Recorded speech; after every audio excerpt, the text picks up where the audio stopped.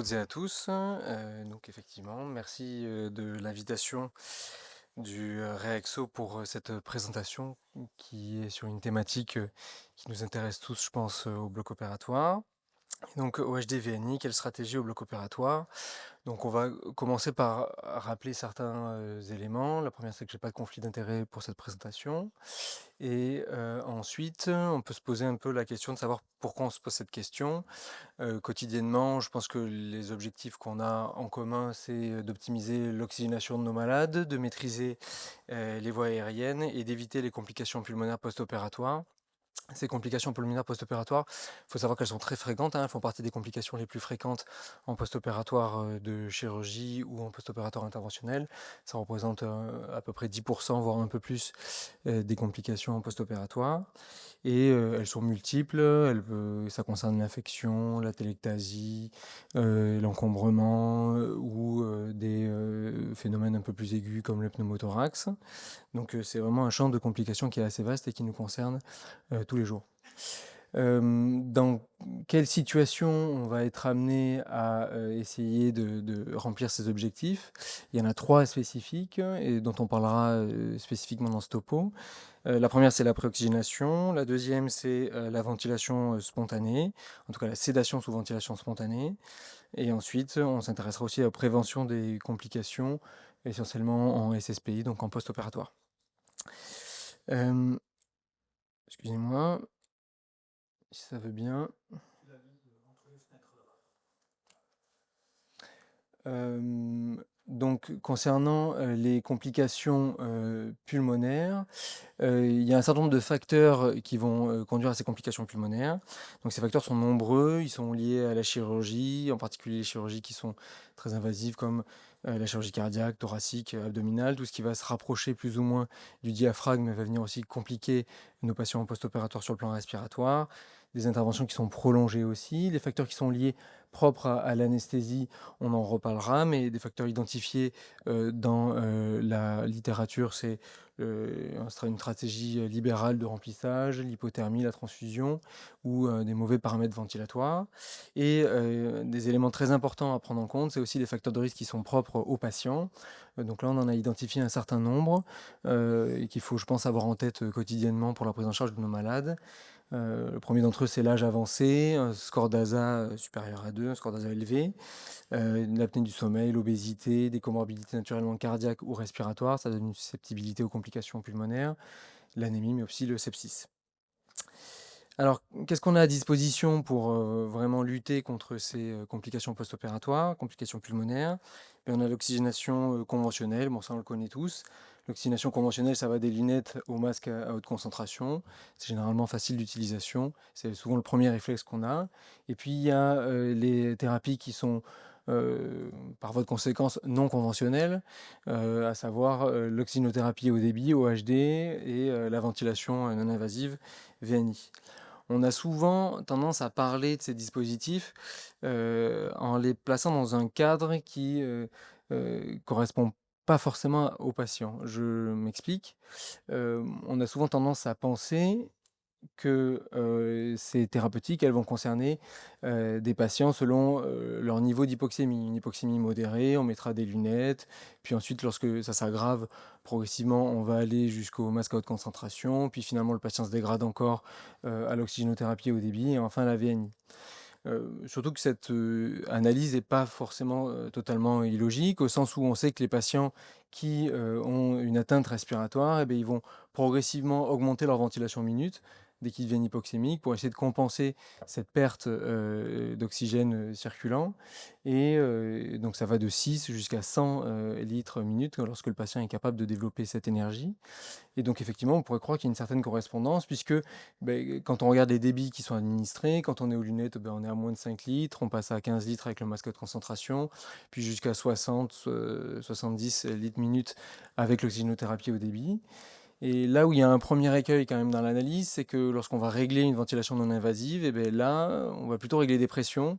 Donc on change un peu de paradigme, on n'est plus vraiment sur des débits, on est plutôt sur des pressions. Et en fait, quand on réfléchit un peu plus et qu'on s'intéresse à l'OHD, et ben, on se rend compte que l'OHD, lui aussi, il va générer des phénomènes de pression et probablement l'intérêt de son utilisation tient aussi à ces phénomènes-là. Et donc c'est ça qu'on va essayer d'explorer ensemble pour replacer un petit peu ces différents éléments dans la prise en charge de nos patients.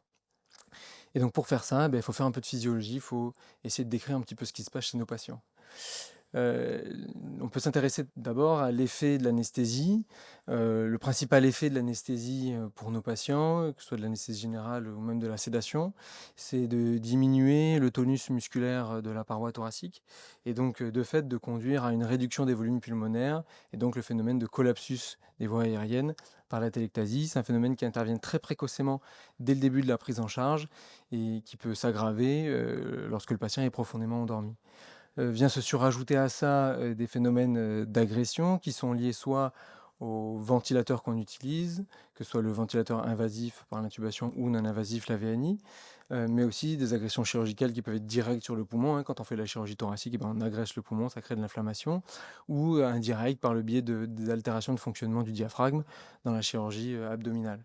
Donc, in fine, ça conduit à une augmentation de l'inflammation, une augmentation de la perméabilité capillaire, et ça fait le lit des pneumopathies infectieuses et donc des complications dont on parlait au début. Quand on regarde un peu le parcours patient et qu'on replace ça dans une espèce de chronologie, ce qu'on voit, c'est que le patient, il arrive avec sa capacité respiratoire qui est propre, qui peut être éventuellement déjà un petit peu altérée s'il a déjà des pathologies préexistantes. Et puis cette capacité respiratoire, elle va brutalement s'altérer lorsqu'on va mettre en place l'anesthésie, au moment de l'induction anesthésique, que ce soit en lien avec l'anesthésie générale ou la sédation. Et il va récupérer sa capacité respiratoire, mais progressivement dans le post-opératoire. Et ça peut durer plusieurs jours après, avec des effets sur les capacités fonctionnelles respiratoires qui persistent plusieurs jours après, ou un risque de réintubation pour les patients qui sortent de chirurgie lourde qui peut persister plusieurs jours après l'intervention. Donc au final, notre stratégie, ça va être d'améliorer la capacité, ou de maintenir plutôt la capacité respiratoire du patient pour entreprendre des contre-mesures à l'effet de l'anesthésie et éventuellement de la chirurgie quand c'est possible. Donc, pour revenir un petit peu aux outils qu'on utilise, l'oxygénothérapie conventionnelle, tout ça, vous connaissez tous très bien. Un débit d'oxygène qui est finalement assez modéré, 15 litres minutes au maximum, voire même un peu plus pour les Venturi-masques. Une humidification de l'air, pardon, qui est d'assez mauvaise qualité. Les bouteilles à bulles, ça marche pas très bien et en fait, ça conduit quand même euh, à sécher les voies aériennes. Un effet sur la capnie qui est plutôt nul, absent, voire même délétère, puisque si on suroxygène des patients qui ont besoin de niveaux d'oxygène plutôt bas, ils en viennent à accumuler le CO2 dans le sang. Je pense aux patients BPCO en particulier. Une facilité d'utilisation, ça c'est vrai, c'est pour ça qu'on va y avoir recours, et ce sera important dans le positionnement stratégique des différentes techniques, la facilité d'utilisation. Et ensuite le confort patient, alors là j'ai mis plutôt non, bien sûr c'est un peu discutable, plutôt non à cause de ce défaut d'humidification qui en fait sur le long terme peut conduire à des difficultés pour la prise en charge. Et ensuite, on passe à l'oxygénothérapie haut débit. Donc là, haut débit, ça veut dire 60-70 litres minute. C'est administré par des canules nasales et ça va envoyer un fort débit d'oxygène dans les voies aériennes supérieures. Alors ça a un effet qui est très important. Le premier d'entre eux est sans doute des principaux. Au-delà de juste apporter de l'oxygène en plus grande quantité aux alvéoles, ça va aussi augmenter la pression aérienne augmenter la pression dans les voies aériennes par conflit de débit entre le débit venant de l'oxygénothérapie au débit et le débit expiratoire du patient. Ce qu'on voit, c'est que l'augmentation de cette pression dans les voies aériennes et donc cet afflux important d'oxygène va permettre de diminuer le travail respiratoire du patient et ça, c'est sans doute l'effet le plus important de cette technique.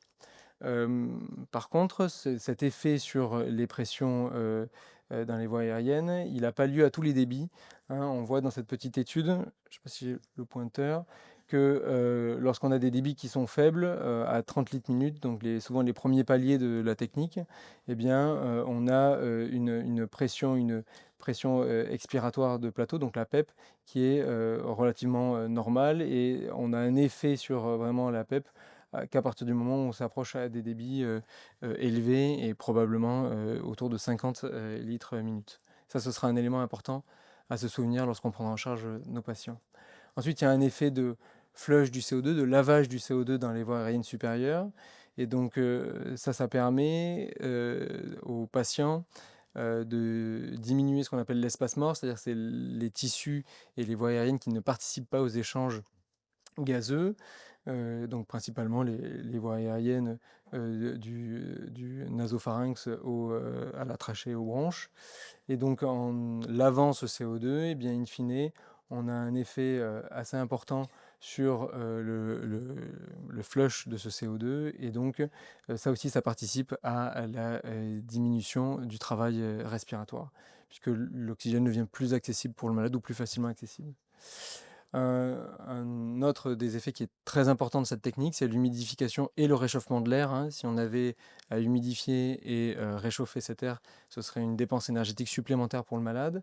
Et surtout, cette humidification-réchauffement permet d'éviter d'assécher les muqueuses et de permettre aux bronches de conserver un tapis mucociliaire fonctionnel, actif, et donc diminuer le risque d'avoir de la stase bronchique et donc une surinfection en post-opératoire. Et donc là, on a fait un peu le champ de tous les effets de l'oxygénothérapie haut débit. Lorsqu'on s'intéresse maintenant à la ventilation non invasive, là, c'est un effet un peu différent puisqu'on va utiliser un masque qui va couvrir le nez et la bouche. Et on va donc pressuriser les voies aériennes. On les pressurise de deux façons. La première, c'est grâce à l'aide inspiratoire. Hein, donc cette aide qui va permettre d'augmenter le volume d'air qui va être apporté aux alvéoles. Et cette aide inspiratoire, elle va in fine nous permettre de décarboxyler le sang et d'oxygéner le sang de manière plus efficace en participant aussi à diminuer le travail respiratoire du malade. Un autre élément important, c'est la pression expiratoire, donc la PEP. Là, il y a un réglage de la PEP, contrairement à l'Optiflow où on règle un débit. Là, on règle la PEP dans la VNI. Et donc ça, c'est un effet qui est aussi très fort sur le maintien ouvert des voies aériennes et donc la diminution aussi du travail respiratoire. Et bien sûr, dans ce dispositif-là, l'air est aussi réchauffé de manière efficace.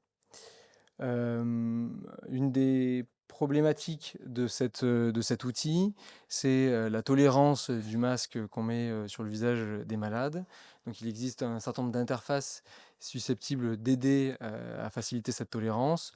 On parle du masque facial nez-bouche, il y a aussi des masques qui concernent seulement le nez, il y a aussi des masques qui concernent aussi les yeux. Et le cas extrême, entre guillemets, c'est le helmet, c'est-à-dire c'est un casque qu'on met aux malades. Bon, de l'expérience que j'en ai beaucoup en réanimation, on n'a pas vraiment de gros bénéfices en termes de tolérance en dehors de la situation où on passe du masque VNI nez-bouche au masque spécifiquement pour le nez, mais là, il faut avoir le dispositif et il faut avoir les machines adaptées. Donc, pas forcément un effet majeur et surtout un risque de lésion cutanée qui reste important. Au final, nos deux techniques, elles ont aussi une différence supplémentaire. Donc sur l'oxygénothérapie au débit, on va régler un débit et une fraction inspirée en oxygène. Donc on a la sensation de pouvoir être très précis sur ce qu'on fait au malade, hein. Sachant que si le malade il a une ventilation minute qui n'est pas très significativement supérieure à ce qu'on administre avec l'oxygénothérapie au débit, au final la FiO2 qui est affichée par l'OHD, eh bien, c'est effectivement la FiO2 qu'on retrouve dans les alvéoles, hein. Si sa ventilation minute augmente de manière très importante, eh bien, il commence à respirer autour en fait, des canules nasales. Et donc, il y a de l'air à 100% qui vient de l'OHD qui se mélange à de l'air à 21%. Et donc, en fait, on n'est plus exactement dans la cible d'oxygénothérapie qu'on a fixée. Probablement qu'avec cette technique-là, il faut d'abord optimiser le débit. C'est pour ça qu'on utilise cette technique. C'est pour cet effet PEP, c'est pour diminuer le travail respiratoire. Et probablement que ce travail respiratoire, il est très lié au débit qu'on administre. Secondairement, on viendra optimiser aussi la fraction inspirée en oxygène. Ça va être plus pour des questions de sevrage post-opératoire ou de prévention des complications. En préopératoire pour la préoxygénation, on pourra en discuter après. Il faudra sans doute associer les deux. Pour la ventilation non invasive, là, c'est une prise en charge qui est plus complexe, avec beaucoup de paramètres éventuellement à gérer, que ce soit la pression inspiratoire, la PEP, très utile parce qu'on peut finement arriver à maîtriser la ventilation de notre malade, mais qui nécessite quand même une expertise et qui peut être très contraint, dans le sens où si le patient il est déjà un petit peu hypoxémique, s'il a déjà des contraintes sur ses fonctions respiratoires, parfois le réglage de cet appareil est très difficile et peut rendre difficile la tolérance. Ce qu'il faut, je pense, retenir in fine, ce qu'on doit tous regarder quand on a un patient qu'on surveille et qui est en ventilation non invasive, c'est la pression totale qui est administrée dans les voies aériennes. Probablement qu'il ne faut pas que cette pression dépasse 25 centimètres d'eau, c'est-à-dire c'est la pression lorsqu'on fait la somme de la PEP et de l'aide. Et 25 centimètres d'eau, c'est un bon élément à garder en tête. Euh, Une autre cette diapositive, elle est là pour nous rappeler aussi que, ces 2 dispositifs, ils sont souvent utilisés pour des patients qui sont, plutôt hypoxémiques, avec, un travail respiratoire qui va, augmenter, avec une ventilation minute qui augmente parce qu'ils sont dans une situation qui peut être un peu compliquée et donc ces 2 dispositifs, en particulier en post-opératoire, ils nécessitent une surveillance, particulière et voilà, imaginez que l'oxygénothérapie au débit, l'air soit plus humidifié comme on le pense, à cause d'un problème technique ou d'une difficulté, ça va avoir des conséquences assez fortes pour notre patient et assez rapidement. Donc ça nécessite une surveillance particulière et ça aussi, ces 2 techniques-là, ça les, différencie de l'oxygénothérapie, dite conventionnelle. Et donc on va revenir sur nos 3 situations et cette fois s'appuyer un petit peu sur des études. Alors il y a beaucoup d'études sur ces sujets qui répondent à un certain nombre de questions, pas à toutes. Elles ont, des qualités qui sont un peu parfois, variables. Là, j'ai essayé de sélectionner quelques études qui me semblaient un peu marquantes et qui, permettront de tirer des grands messages, je pense. La première, c'est l'étude, Optimasq, qui a été portée par, Samir Jaber à Montpellier, qui s'intéresse donc à la préoxygénation et aux techniques de préoxygénation. Donc soit on utilise un masque facial isolé, donc de l'oxygénothérapie conventionnelle, soit de l'OHD avec un masque surajouté à l'OHD. Donc on associe 2 techniques. La finalité de cet essai avant-après prospectif, ça a été de montrer qu'on avait moins de désaturation avec l'association OHD et masque facial. Et un autre élément intéressant de cette étude, c'est ce qu'on voit ici, c'est que cette moindre désaturation se retrouvait aussi dans le sous-groupe des patients obèses, et ils étaient importants puisqu'ils étaient 93 dans l'étude. Donc en ça apporte des éléments intéressants sur l'utilisation de cette OHD. Hem, Ensuite, lorsqu'on essaie de regarder un petit peu quel effet l'effet de la VNI comparé aux autres techniques, là, il y a une méta-analyse qui est très intéressante, qui date de 2024, qui a comparé toutes les techniques, donc que ce soit l'OHD ici, la VNI et l'association OHD-VNI. Et il y a aussi donc la ventilation, l'oxygénothérapie conventionnelle ici. Et donc ce dont on se rend compte, c'est que quelle que soit la technique, on a un avantage indéniable des techniques de préoxygénation qui comprennent la mise en pression positive des voies aériennes, donc plutôt la ventilation non invasive. Et cet avantage, il est encore majoré lorsqu'on associe l'oxygénothérapie au débit et la VNI. Et on a des dispositifs aujourd'hui qui nous permettent d'avoir une certaine fluidité dans l'utilisation des 2 techniques sans avoir forcément à déséquiper le patient de l'une pour passer à l'autre.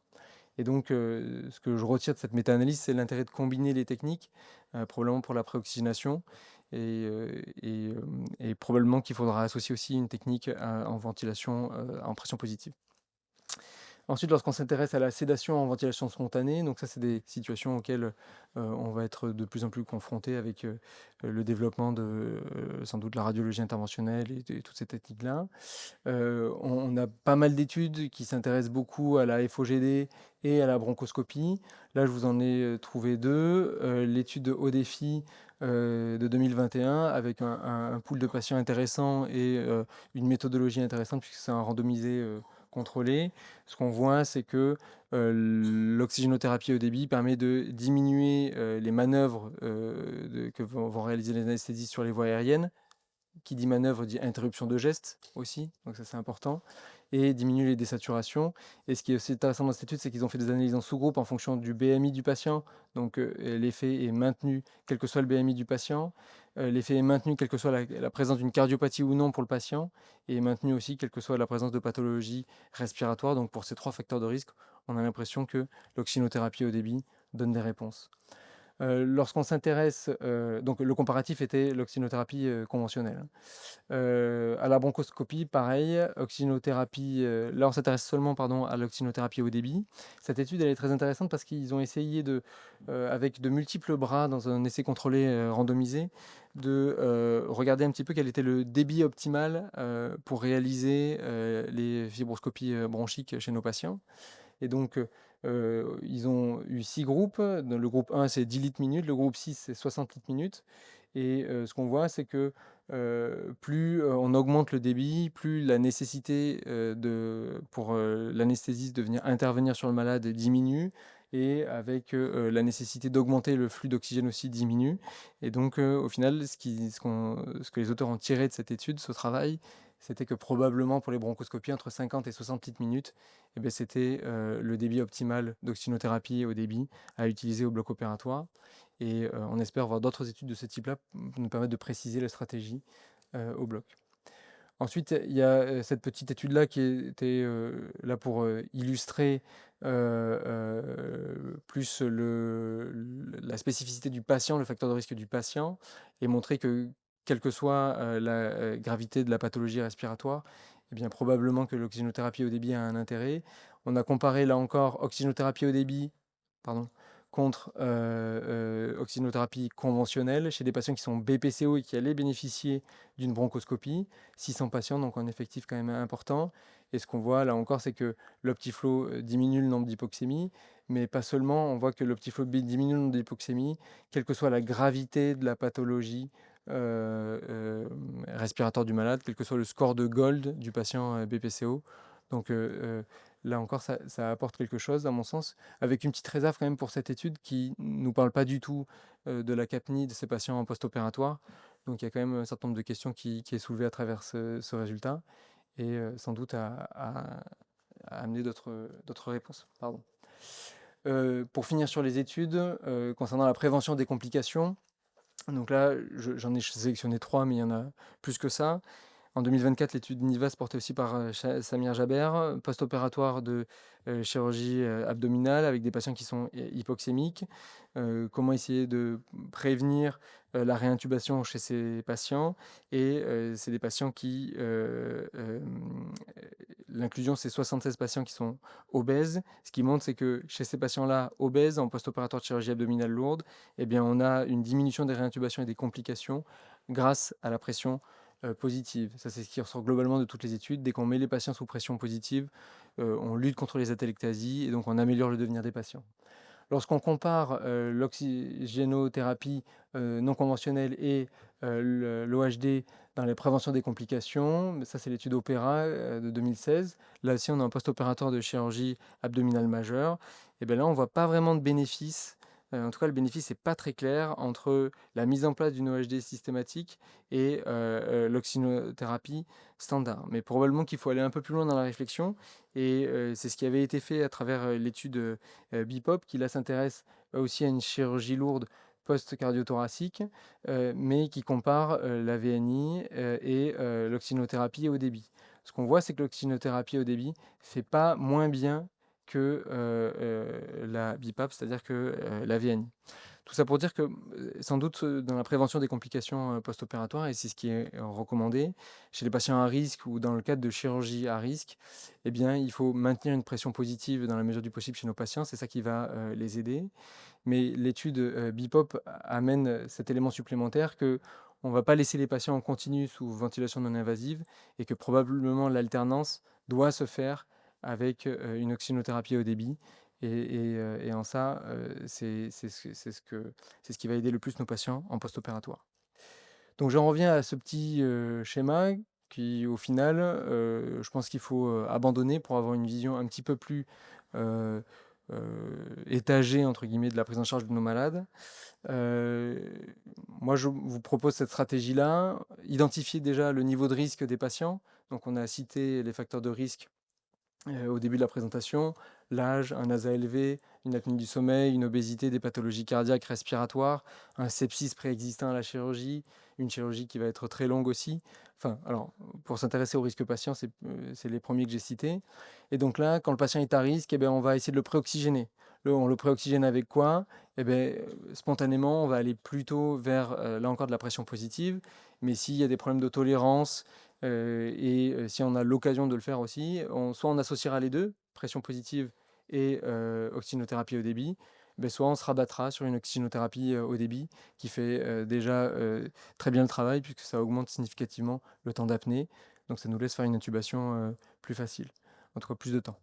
Pour le patient à risque aussi, on anticipera les complications post-opératoires et là aussi on essaiera de maintenir une pression positive dans ces voies aériennes en alternant VNI et Optiflow. Pour la chirurgie à risque, donc la chirurgie thoracique, abdominale et cardiaque, là aussi en post-opératoire, il faudra penser à alterner sans doute la VNI et l'oxygénothérapie au débit. Et pour la chirurgie à risque, au sens où pour les interventions qui nécessitent une sédation en ventilation spontanée, je pense qu'on a un certain nombre d'études maintenant qui nous montrent que l'oxygénothérapie au débit a totalement sa place et son intérêt pour la prise en charge de ces patients. Je mettrai une case supplémentaire sur les patients qui sont en détresse respiratoire. C'est des choses qu'on peut assez fréquemment rencontrer en post-opératoire de chirurgie. Avant de se précipiter vers une technique qui va traiter des éléments symptomatiques du malade, peut-être qu'il faut se poser la question de savoir s'il n'y a pas une complication chirurgicale, ne pas oublier cet élément dans notre chirurgie, ou une complication anesthésique, j'aurais pu rajouter ça, une chloralisation résiduelle, ce genre de problème. Et que probablement dans ces situations-là, eh bien, comme on va essayer de lutter contre la téléctasie, favoriser le recrutement de ces malades, là aussi, la mise en place d'une VNI peut être utile avec un relais par Optiflow si mauvaise tolérance. Voilà. Pensez aussi aux patients avec des pathologies spécifiques qui vont arriver en post-opératoire, qui vont faire une décompensation cardiaque, donc un œdème aigu pulmonaire. Eux, ils ont besoin de la pression positive. Ça, c'est une indication qui est ancienne et qu'il faut qu'elle soit reconnue en post-opératoire. Tous les patients qui vont être en détresse respiratoire après une anesthésie, la cause n'est pas forcément anesthésique, elle peut avoir d'autres origines. Donc une décompensation de BPCO, une décompensation cardiaque ou encore un syndrome hypopnée, hypoventilation obèse. Chez les patients obèses, ça peut nous permettre de nous orienter vers une technique spécifique. Et là, on va privilégier la ventilation non invasive. Ensuite, moi, je trouve qu'il y a une question qui est toujours un peu posée dans la littérature. On ne sait pas trop quoi faire. Le patient, il a un petit litre, 2 litres d'oxygène. Il n'est pas vraiment à risque ou un peu. Il n'est pas non plus en détresse. Il n'est pas très loin de son état respiratoire. On a du mal un peu à couper cet oxygène. On se dit qu'on va le laisser sortir de SSPI très vite vers le secteur avec ce petit d'oxygène. Peut-être que ce patient, il est quand même à regarder s'il a eu une chirurgie à risque ou il a une susceptibilité personnelle. Et que peut-être ce patient-là, la réponse qu'il faudra donner, c'est pas forcément une technique d'oxygénation spécifique, mais peut-être une remobilisation plus rapide pour essayer de recruter l'espace manquant. Et surtout, bien penser à la tolérance de la technique, c'est un enjeu majeur de toute la prise en charge. Et la capacité de surveillance aussi. Euh, voilà. Pour finir, ça, c'est la chronologie que je vous ai montrée tout à l'heure. Et je ne peux pas terminer ce topo sans vous parler d'un concept qui est un peu plus qu'émergent maintenant dans la littérature médicale. C'est la POP ventilation, périopérative positive pressure, qui est portée par Emmanuel Futier, pardon, et pas seulement. L'idée de cette POP ventilation, c'est de maintenir une pression positive dans les voies aériennes du malade, du préopératoire, péropératoire et post-opératoire. Donc en préopératoire, ça veut dire probablement faire de l'induction sous masque de VNI. En péropératoire, ça veut dire optimiser les paramètres du ventilateur, une bonne PEP, une PEP titrée, des manœuvres de recrutement régulières. Et en post-opératoire, là aussi, quand on a un patient à risque et une chirurgie à risque, il faut être proactif. Il faut qu'on donne au patient l'opportunité de se rétablir vite sur le plan pulmonaire, de réouvrir ses alvéoles, et là encore, la pression positive a toute sa place. Au final, si vous deviez partir qu'avec une seule diapositive, ce serait peut-être celle-là. Détection du patient ou de l'intervention à risque. Donc là, il faut que tous qu'on soit attentif à ça, hein, parce que des fois, on est un peu pris dans le flot des patients qui arrivent au bloc des urgences ou même au bloc tout court. Et donc, du coup, il faut qu'on soit attentif à ces patients-là, bien les identifier. Parfois, les facteurs de risque peuvent nous sembler un peu anodins, un ASA un peu élevé, un âge un peu élevé, un patient qui est un peu cardiomyopathe. Ben, il faut être proactif sur ces patients-là, bien les préoxygéner, anticiper le post-opératoire. Et donc, dans ce contexte-là, l'oxygénothérapie au débit, eh bien, intérêt pour la préoxygénation, la sédation en ventilation spontanée et la mauvaise tolérance de la ventilation non invasive. Et pour la ventilation non invasive, eh bien, je vous l'ai dit plusieurs fois, l'idée c'est préoxygénation en pression et post-opératoire, là aussi en pression positive. Et donc au final, sans doute faire un peu de pop ventilation, c'est ce qui serait important pour nos patients. Merci.